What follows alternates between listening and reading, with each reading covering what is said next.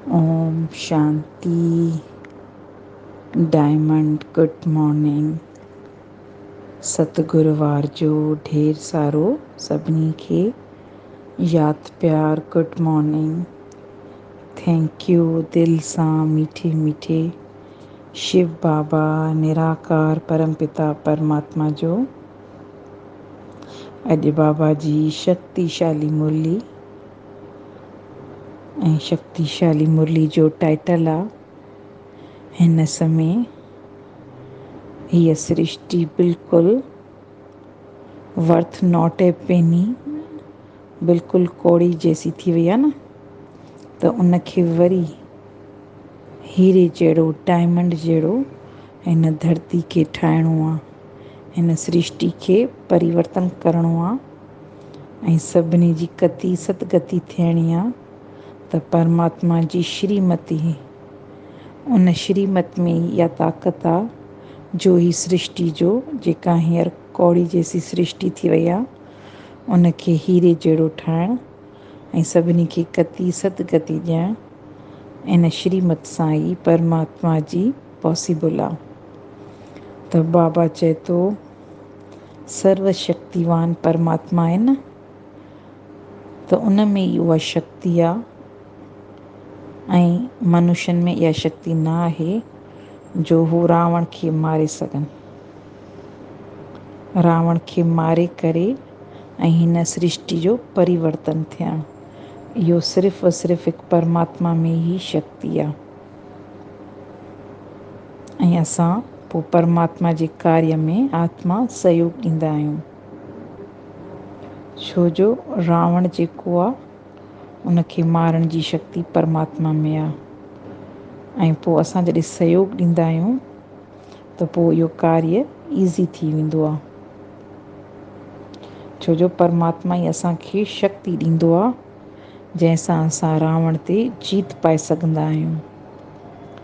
त हाणे बाबा जे साम्हूं जेके प्यारा प्यारा ॿार वेठा आहिनि, बाबा उन्हनि खे चए थो अॼु मुंहिंजा होली हंस ॿार वेठा आहिनि। होली हंस, होली माना पाक, हंस चइबो आहे स्वान खे। त केॾा पवित्र बाबा जा ॿार ब्राह्मण वेठा आहिनि जंहिंखे बाबा होली हंस करे कंपेयर कयो आहे।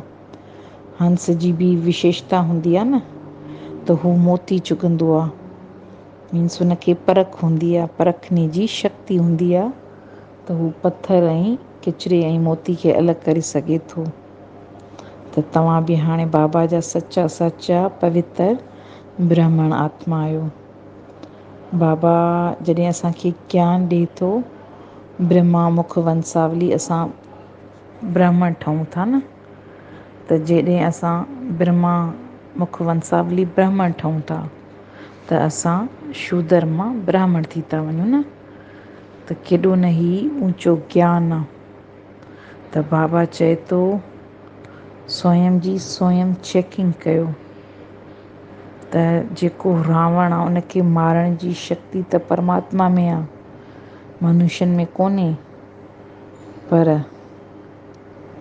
उन शक्ति जेका आहे, जेका रावण खे मारण जी शक्ति, ऐं उन में असां जीत पायूं था, त असां परमात्मा खे कीअं था सहयोग ॾियूं। त इहो ई पंहिंजे पाण खां पुछिणो आहे, छो जो भक्ति सभिनी जाम कई आहे पाण। त रावण जो जॾहिं कॉन्सेप्ट ईंदो आहे त असां राम सीता वारा जेके स्टोरियूं ॾिठियूंसीं उन में रावण हिकिड़ो कैरेक्टर जंहिंखे 10 सीस ॾेखारींदा आहिनि ऐं हिकिड़ो कैरेक्टर ॾेखारींदा आहिनि। पोइ दशहरे ते पाण हर साल रावण जी मूर्ति खे वॾो कंदा वेंदा आहिनि ऐं साड़ींदा आहिनि। पर ॾिसो हर दशहरे ते रावण खे साड़ींदा आहियूं पर उहो ख़तमु नथो थिए। त इहो ई सम्झणो आहे त रावण असल में आहे छा। रावण आहे छा? रावण कॾहिं बि को मनुष्य 10 सीस सां न हूंदो आहे, पर उहो सृष्टि ते टाइम साइकिल आहे। जॾहिं सतयुग आहे त सभु देवी देवता मनुष्य आहिनि, ऐं वरी जॾहिं द्वापर युग शुरू थो थिए, द्वापर युग शुरू थो थिए, आत्मा जी पहचान, आत्मा भुलिजी थी वञे ऐं पंहिंजे पाण खे जॾहिं खां शरीर सम्झणु शुरू थी करे, त पोइ हुन जे अंदरि जेके विकार अचणु शुरू था थी वञनि न, काम, क्रोध, लोभ, मोह, अहंकार, देह भान, बॉडी कॉन्शियस जी जॾहिं अची थी वञे ॼाण, त पोइ इहो ई रावण आहे। त केॾो ॾेखारींदा आहिनि त हर साल साड़ियूं था, पर रावण वॾो थींदो पियो वञे। असल में टाइम गुज़रंदो पियो वञे, पर ॾींहों ॾींहुं मनुष्यनि जी ईगो जेका आहे उहा पई वधे न। केतिरो ॾिसो ईगो इंसान में थी वई आहे अॼुकल्ह, पाण खां मथे कंहिंखे सम्झे ई नथो। त असल में इहे जेके विकार आहिनि रावणनि, हाणे उन्हनि रावणनि खे हाणे असांखे पंहिंजे जीवन मां कढिणो आहे।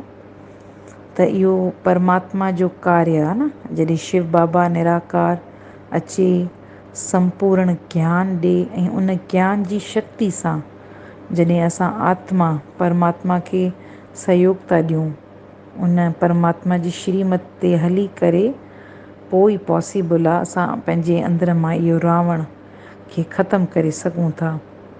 तॾहिं बाबा चए थो जॾहिं उहा रियलाइज़ेशन थी वञे न, ऐं उन में टाइम न लॻंदो आहे, उहा हिकु चंद घड़ी आहे जंहिंमें तव्हांखे रियलाइज़ थी वञे त तूं आत्मा आहीं, शरीर न। पोइ ई विकार जेके बि आहिनि उहे शरीर सम्झण सां, बॉडी सम्झण जे करे मुंहिंजे अंदरि अचनि था। पर हिकु अंदरि मूंखे आत्मा जो पको ज्ञान थी वियो, त पोइ इहो रावण ज़रूरु ख़तमु थी वेंदो आहे। त बाबा असांखे विधि थो सेखारे, सची सची विधि, त इन श्रीमत ते हली करे पंहिंजी स्वयं जी स्वयं चेकिंग कयो। कंहिंमें काम जो भूत हूंदो त कंहिंमें क्रोध जो घणो, कंहिंमें लोभ जो त कंहिंमें मोह जो, त कंहिंमें अहंकार। पंहिंजी चेकिंग पाण करे, पंहिंजो पाण कमु करे ऐं श्रीमत ते अमल करे ऐं पंहिंजे जीवन खे गुल गुल जीवन, होली हंस जहिड़ो जीवन ठाहिणो आहे। बाबा चए थो न त तव्हां ब्राह्मण ॿार आहियो न, जॾहिं परमात्मा जी श्रीमत मिली त असांखे एक्यूरेट उन ते हलिणो आहे। कॾहिं कॾहिं ईअं कंदा आहियूं न, पूरो न हलंदा आहियूं, कुझु हुते जो कुझु हुते जो, त बाबा चए थो अधु पेर हेॾां अधु पेर होॾां, त पोइ उहो छा तव्हांजो हाल थींदो। मंज़िल ते पहुचंदा चवंदा आहिनि हिकिड़ो पेर पाणी जे अंदरि, हिकिड़ो ॿेड़ी जे अंदरि, त असां किरी पवंदासीं। त जॾहिं हाणे संगम ते परमात्मा जी श्रेष्ठ मत मिली आहे, शिव बाबा सतगुरू बाबा असांखे पारस ठाहिणु आयो आहे न, असांजी ॿुधी जो परिवर्तन थो करे। शूदर ॿुधी हुई, उन मां असांखे लक्ष्मी नारायण जहिड़ी पारस ॿुधी थो ॾिए इन ज्ञान सां। त बाबा असांखे इन रावण ते जीत पाइण थो सेखारे, सची सची। ऐं बाबा चए थो हिकु दफ़ो उन रावण खे जलायव, पोइ वरी उहे विकार वापसि न वठो। छो जो अगरि उहा शइ बार बार असां कंदासीं त पोइ असां शूदर ई रहंदासीं न। छो जो हिकु दफ़ो अगरि शइ असांखे ॾियणी आहे त असांखे वरी वापसि न आहे वठणी, उहा पोइ मुंहिंजी आहे ई न। त एॾी प्रैक्टिस करणी आहे। मां आत्मा शक्तिशाली महावीर आत्मा आहियां। मन बुद्धि परमात्मा खे ॾेई, पंहिंजे कमी कमज़ोरी परमात्मा खे सौंपे, हिन रुद्र ज्ञान यज्ञ में उनखे हमेशह लाइ पंहिंजी कमज़ोरियुनि खे सुहा करे ऐं शक्ति परमात्मा खां वठो। आत्मा जॾहिं हिन शरीर में ईंदी आहे त हिन कर्म इंद्रियनि सां ई पंहिंजो पार्ट प्ले कंदी आहे न, उनखां बग़ैर पाठ नथो प्ले करे सघे। तंहिं करे बाबा असांखे सम्झ थो ॾिए त हर हिकु कर्म इंद्री खे सही तरीक़े सां यूज़ करिणो आहे। छो जो इन सां ई असां पुञ जो खातो बि जमा था कयूं, त पाप जो बि। त इन अखियुनि जी बि संभाल, ज़ुबान जी बि संभाल, त कननि जी बि हर हिकु कर्म इंद्री जी संभाल, त इन सां कोई पाप कर्म न थिए। त सची सची इहा ई गीता आहे जेका परमात्मा असांखे ॿुधाए पियो। ऐं इन गीता ते हली करे असां ब्राह्मण आत्मा, सो फ़रिश्ता, सो देवता आत्मा जो कल्याण थींदो आहे। ऐं असांखे परमात्मा केॾो न आला ज्ञान ॾेई करे राम राज्य स्थापन थो करे न। भक्ति में ॾिसो छा करे छॾियो अथनि। कृष्ण सां बि गॾु कंस ॾेखारियो अथनि, राम सां गॾु बि रावण। हाणे इहो बाबा चए थो सोचो ॿुधी सां, अगरि कृष्ण सां गॾु बि कंस हुजे, राम सां गॾु बि रावण हुजे, त पोइ उहो छाजो सुर्ॻ थियो। उते बि बुराई हुजे, उते बि दुख हुजे, त सतयुगी दुनिया उहा आहे जिते दुख जो नालो न आहे। राम हूंदो त रावण न रही सघंदो, रावण हूंदो आहे त पोइ राम उते नथो रही सघे। श्री कृष्ण आहे त उन डायनेस्टी में पोइ कंस न हूंदो। त इहो सम्झणो आहे त इहो सॼो टाइम पीरियड जी इम्पोर्टेंस आहे। धरती ते जॾहिं सतयुग त्रेता आहे, तॾहिं श्री कृष्ण ऐं राम अचनि था, पोइ उते रावण ऐं कंस न हूंदा आहिनि। ऐं जॾहिं द्वापर कलयुग आहे, जॾहिं आत्मा पाण खे भुलिजी असां शरीर था सम्झूं, त पोइ ई उते रावण ऐं कंस अची वेंदा आहिनि। त हाणे ब्राह्मणनि खे परमात्मा ज्ञान ॾिनो आहे। गुरू बि चवंदा आहिनि न, ज्ञान अंजन सतगुरु दिया तो अज्ञान अंधेर विनाश होता है। त तीसरो ज्ञान जो नेत्र इहो ई आहे, सची सची ज्ञान जी टीं अखि इहा आहे जो तव्हांखे ॿुधी खुले थी ऐं ज्ञान मिले थो। त इहो ई सचो सचो शास्त्र अथव, जंहिं ते पढ़ी तव्हां पंहिंजी ऊच तक़दीर ठाहियो था। परमात्मा खे हर वक़्तु पाण सां रखिणो आहे, मन मना भव। भोॼन बि खाओ था त शिव बाबा खे पाण सां गॾु रखी खाओ, त ॾिसो उहो भोॼन बि तव्हांखे खाइण में केॾी शक्ति थी मिले। हर वक़्तु परमात्मा सां जुड़ी करे इन संगम जी हिकु हिकु घड़ी खे सफल करिणो आहे। असांजो मोस्ट बिलवड परमात्मा आहे न, उन सां ई ॿुधी योग जोड़े उन जी श्रीमत ते हली पंहिंजी ॿुधी खे इन बेहद जी पुराणी दुनिया खां भुलाइणो आहे। ऐं इन ॿुधी सां ई हिन पुराणी दुनिया जो संन्यास करिणो आहे। ॿियो कुझु बि संन्यास असांखे नाहे करिणो। हिन ॿुधी सां पुराणी दुनिया जो वैराग। त केॾा बाबा जा शक्तिशाली अॼु असां लाइ वरदान। अॼु शक्तिशाली बाबा जे वरदान जो टाइटल देह के संबंध और पदार्थों के बंधन से मुक्त रहने वाले जीवन मुक्त फरिश्ता भव। देह बॉडी, देह के संबंध, हिन बॉडी जा जेके बि संबंध रिलेशन्स ऐं पदार्थ शयूं असांखे मिलनि थियूं, त बाबा चए थो उन्हनि खे यूज़ करिणो आहे। उन्हनि जे विच में रही करे उन्हनि सां संबंध ठाहिणो आहे, पर उन जे बंधन में नाहे बंधिणो असांखे। त उहे ई आत्मा जीवन मुक्त फ़रिश्ता आत्मा जो सुख भोॻनि थियूं। त हाणे इन वरदान खे सम्झणो आहे। जीवन मुक्त फ़रिश्ता, अहिड़ी असांजी ज़िंदगी हुजे जो असां हिन शरीर में रही करे आत्मा फ़रिश्ता जीवन जो अनुभव कयूं। फ़रिश्ता हमेशह मथे ॾेखारींदा आहिनि, हल्का हूंदा आहिनि, उन्हनि जा पेर ज़मीन ते टच बि न कंदा आहिनि। त फ़रिश्तनि खे असां हमेशह वाइट ड्रेस लाइट जे आकार में ॾिठो आहे। त बाबा जा ॿार तव्हां सभी फ़रिश्ता आहियो। इन ज्ञान सां, उन ज्ञान ऐं योग जी शक्ति सां पंहिंजे मन खे एॾो पावरफुल ठाहियो त मां ब्राह्मण आत्मा फ़रिश्ता सो देवता आहियां। जॾहिं मां फ़रिश्ता आत्मा आहियां त पोइ मुंहिंजा पेर इन दुनिया ॾिसो हिन वक़्तु छा लॻी पई आहे, कीचड़ आहे, मिटी आहे, उन में मुंहिंजा पेर न टच थींदा। मां उपराम स्थिति में रही करे पंहिंजो पार्ट प्ले कंदसि न। पोइ सभु बाबा चए थो ही शरीर आहे, उन में आहियूं असां आत्मा, त शरीर जूं हर कर्म इंद्री खे बि असां यूज़ पिया कयूं। हिन शरीर सां पोइ असांखे केतिरा रिश्ता नाता बि मिलिया आहिनि, ऐं पोइ केतिरा पदार्थ वैभव शयूं मिलियूं आहिनि। सभु बाबा चए थो यूज़ कयो। ईअं न आहे त असां उन्हनि खे छॾे संन्यास वठंदासीं। उन्हनि जे विच में रही करे, पर मन जी स्थिति एॾी पावरफुल, मां फ़रिश्ता आत्मा आहियां, त उन्हनि सां सुठो रिश्तो ठाहे उन्हनि खे यूज़ करिणो आहे।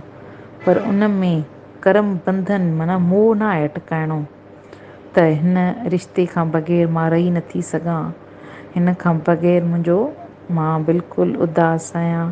ही मूंखे शयूं न मिलंदियूं त मुंहिंजी जीवन पॉसिबल न आहे। पंहिंजी देह में बि केॾो मोह हूंदो आहे त इहो असांखे मोह हमेशह ॾिसो हेठि किराईंदो आहे। मोह ई असांखां ग़लति कमु कराईंदो आहे। जॾहिं सचो दिलि जो सिने प्यारु हूंदो आहे उहो आत्मा खे फ्री रखंदो आहे। त मोह बाबा चए थो प्यारु ॾियो, प्यारु रखो, पर मोह न, बंधन में न फासो। पाण खे बंधन खां फ्री करे, बंधन मुक्त आत्मा डिटेच ऑब्ज़र्वर थी करे हर शइ इन अखियुनि सां जेके ॾिसूं पिया, इस्तेमालु पिया कयूं, जेके रिश्ता नाता उन्हनि जी पालना कयो प्यार सां, पर उन मां मोह जी रग न रखो। प्यार जो रिश्तो जोड़े, प्यार जो संबंध चओ त पोइ ॾिसो तव्हां फ़रिश्ता आहियो। सतयुग में असांजो जीवन मुक्त जीवन आहे न, माना जीवन में रही करे को बंधन न आहे। पर उहो त सतयुग में आहे। पर बाबा चए थो हींअर तव्हांखे प्रैक्टिकल में संगम ते अहिड़ो जीवन ठाहिणो आहे त तव्हांखे को बि बंधन न हुजे। तव्हां जीवन मुक्त आत्मा जो, फ़रिश्ता आत्मा जो अनुभव कयो। त दिलि सां बाबा जो शक्तिशाली वरदान पंहिंजे जीवन में अपनाए फ़रिश्ता जीवन ठाहींदासीं। त थैंक यू बाबा जो। अॼु जो सलोगन बि शक्तिशाली, स्थूल संपत्ति से भी अधिक मूल्यवान है रूहानी स्नेह की संपत्ति। दुनियावी धन दौलत केॾी उनखे इम्पोर्टेंस ॾींदा आहियूं, इम्पोर्टेंट आहे बि, पर बाबा चए थो अगरि तव्हांखे रूहानी स्पिरिचुअल स्नेह, रूहानी जेको प्यारु आहे उन जो अगरि तव्हांखे एक्सपीरियंस थी वियो त उन जहिड़ो धन दौलत का आहे ई न, उन जहिड़ी का मूल्यवान शइ कान आहे। त सचो सचो रूहानी स्नेह, रूहानी प्यार, परमात्मा, असांजो ईश्वर परिवार, असांजो ही ईश्वरी यज्ञ, त इहो ई सचो सचो असांजो इन सां रूहानी जॾहिं स्नेह जुड़ंदो आहे ऐं उन जो असां अनुभव कंदा आहियूं त इन जहिड़ी का शक्ति दुनिया में ऐं उन जहिड़ो को धन आहे ई न। त केॾा न असां पद्मा पदम भाग्यशाली आत्मा आहियूं। अॼु माता जी जो बि ॾाढा अनमोल महावाक्य आहिनि बदनसीबी और ख़ुशनसीबी ते। ॾाढो चवंदा आहियूं भक्ति में त बदनसीबी ख़ुशनसीबी जंहिं बि आत्मा खे मिलंदी आहे, ख़ुशनसीब हूंदा आहियूं त ॾाढा ख़ुशि रहंदा आहियूं। वरी टाइम पीरियड थोरो सुठो न हलंदो आहे त असां पाण खे ख़ुशनसीब न सम्झंदा आहियूं। जेॾीमहिल बदनसीबी सम्झंदा आहियूं त पोइ असां परमात्मा ते हाणे चवंदा आहियूं न जेको मालिक जी मर्ज़ी, मालिक ई त ॾिए पियो दुख सुख। त हाणे माता चए थी सम्झो परमात्मा कॾहिं बि पंहिंजे ॿारनि खे दुख न आहे ॾींदो न, कॾहिं बि हू छो दुख ॾींदो, हू त सदा सुख जो सागर आहे। त असांजे कर्मनि ते अटेंशन हुजे, असांजा संस्कार, असांजा कर्म, उन्हनि ते दुख ऐं सुख डिसाइड थींदो आहे। त माता चए थी पंहिंजे कर्मनि ते अटेंशन ॾियो। अगरि असां कंहिंखे दुख था ॾियूं त पोइ असांखे उहो दुख मिलंदो, सुख था ॾियूं त वरी असांखे सुख बि मिले थो। त हाणे ज्ञान मिलियो आहे त परमात्मा ते दोष न आहे ॾियणो, त परमात्मा असांखे दुख ऐं सुख थो ॾिए। दुख ऐं सुख असांखे पंहिंजे कर्मनि अनुसार थो मिले। त पंहिंजे कर्मनि ते अटेंशन ॾेई पंहिंजा कर्म श्रेष्ठ ठाहिणा आहिनि।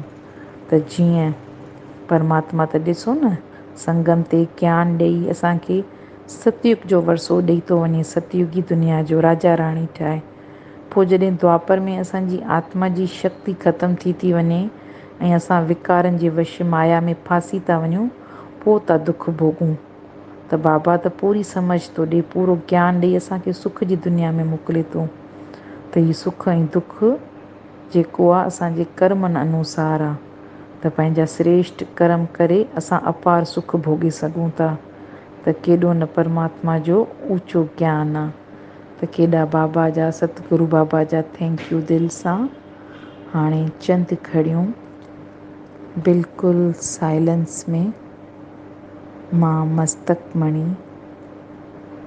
आत्मा शक्तिशाली आहियां। मां आत्मा शक्तिशाली आत्मा भरपूर आत्मा आहियां। स्वयं सतगुरु बाबा मूंखे ज्ञान जो तीसरो नेत्र मूंखे ॾेई मुंहिंजी बुद्धि खे खोलियो आहे। मुंहिंजी बुद्धि हाणे शक्तिशाली ज्ञानी तू आत्मा जी शक्तिशाली बुद्धि आहे। मां राजा आत्मा आहियां। मूंखे छा करिणो आहे? मां पूरी मालिक आहियां। परमात्मा मूंखे ज्ञान ॾेई मुंहिंजी सोच खे परिवर्तन कयो आहे। हाणे कुझु बि साधारण वेस्ट या नेगेटिव सोच नाहे रखणी। मां संगम युगी ब्राह्मण आत्मा सो फ़रिश्ता सो देवता आहियां। मां हर वक़्तु पंहिंजी फ़रिश्ता ड्रेस में बिल्कुलु हल्की हल्की आत्मा, को बि बंधन न आहे। मां आत्मा जीवन मुक्त फ़रिश्ता आहियां। बाबा मूंखे केॾो न जीवन मुक्ति जो वरसो ॾिनो आहे। केॾा न देह जा संबंध ॾिना अथई। केॾा न परमात्मा पधारत ॾिना आहिनि। हिन देह जो बि शुक्रगुज़ार आहियूं त हिन देह में रही करे ई मां आत्मा हिन ज्ञान खे प्राप्त कयो आहे। बाबा मां फ़रिश्ता आहियां। हर शइ खे प्यार सां पालना करण वारी मोह खां मुक्त मां मोहजीत आत्मा आहियां। हाणे ॾिसो बिल्कुलु पंहिंजा 5 स्वरूप आत्मा जा। पहिरीं पंहिंजो ब्राह्मण स्वरूप, केॾो ब्राह्मण चोटी, बिल्कुलु हाईएस्ट मन जी स्थिति आहे। परमात्मा जी पालना पई मिले। मां संगम युगी सची सची ब्राह्मण आत्मा आहियां। हाणे ॾिसो मां फ़रिश्ता बिल्कुलु लाइट जी ड्रेस में, बिल्कुलु सूक्ष्म वतन में हल्की हल्की आत्मा, को बंधन न आहे।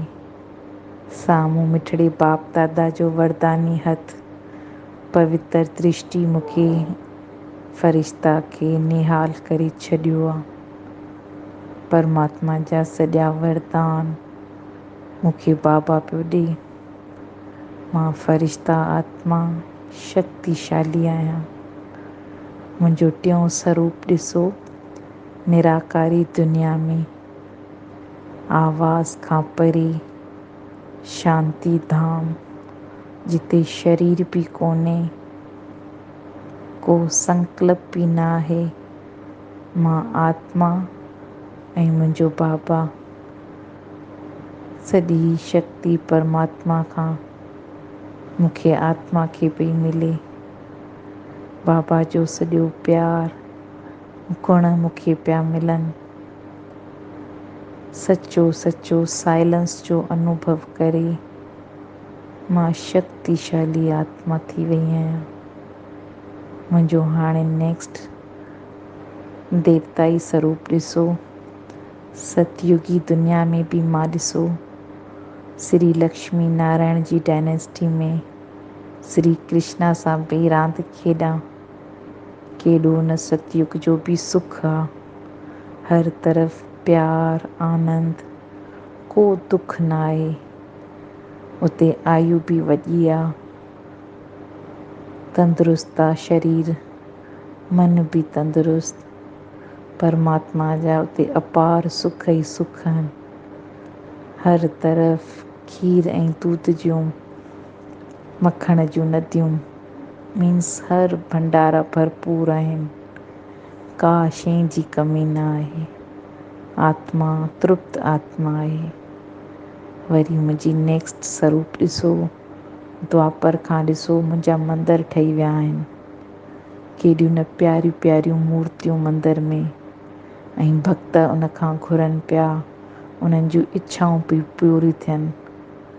त वाह बाबा वाह, मां केॾी न भाग्यशाली आत्मा ऐं मुझ आत्मा जी जर्नी बि केॾी प्यारी, एॾी रुहानी जर्नी, जंहिंमें मुंहिंजी मन ऐं बुद्धि इन जर्नी में बिल्कुलु पवित्र थी वई आहे। मां शक्तिशाली आत्मा थी वई आहियां। मां शक्तिशाली आत्मा, बाबा मूंखे भरपूर करे हिन शक्तिशाली लाइट खे पंहिंजे शरीर खे ॾियो त शरीर बि तंदुरुस्त थी वियो आहे। पंहिंजा घर जे कोने कोने खे भंडारा ऐं भंडारी भरपूर थी विया आहिनि। परमात्मा जो नूर मुंहिंजे घर खे रोशन करे छॾियो आहे। लौकिक अलौकिक परिवार बि परमात्मा जी लाइट में सेफ आहे। हर आत्मा परमात्मा जी गोल्डन लाइट में सुरक्षित आहे। हर तरफ़ आनंद आहे। प्रकृति जा 5 तत्व बि शांत आहिनि। हर तरफ़ प्यार सुख आहे। त केॾी न मां पद्मा पदम भाग्यशाली आत्मा परमात्मा जे यज्ञ में पंहिंजा विकार ॾेई करे मां रावण जी ज़ंजीरुनि खां आज़ादु थी वई आहियां। मां हाणे पाक पवित्र आत्मा, मुझ आत्मा खे हाणे का बि बंधन न आहे। मां मुक्त आत्मा आहियां। थैंक यू बाबा, दिलि सां सतगुरु बाबा जा थैंक यू। ओम शांति।